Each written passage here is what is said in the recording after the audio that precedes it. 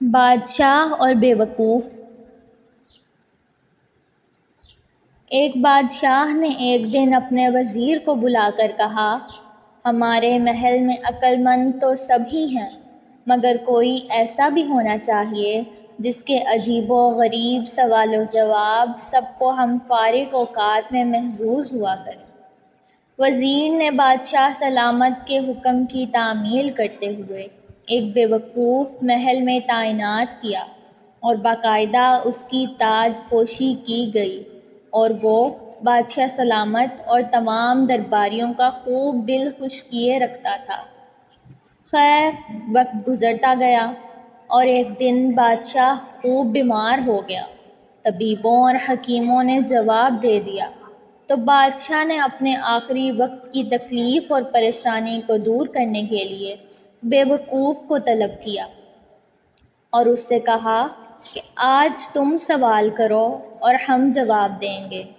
بیوقوف نے پہلا سوال کیا، جناب بادشاہ سلامت، آپ اپنی موت کے بعد کہاں تشریف لے جائیں گے؟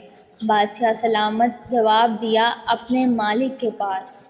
بیوقوف نے دوسرا سوال کیا، جناب بادشاہ سلامت، وہاں آپ کتنے روز قیام کریں گے؟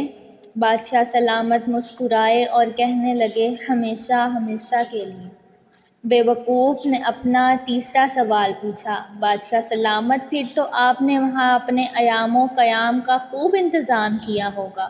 بادشاہ سلامت ایک دم سنجیدہ ہو گئے اور بولے، نہیں، میں نے تو کوئی انتظام نہیں کیا۔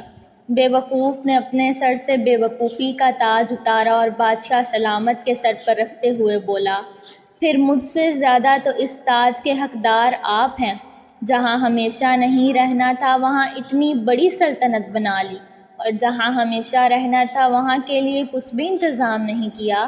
دوستو، میری دعا ہے کہ اللہ تعالی ہم تمام کو آخرت کی تیاری کرنے کی توفیق عطا فرمائے، آمین یا رب العالمین۔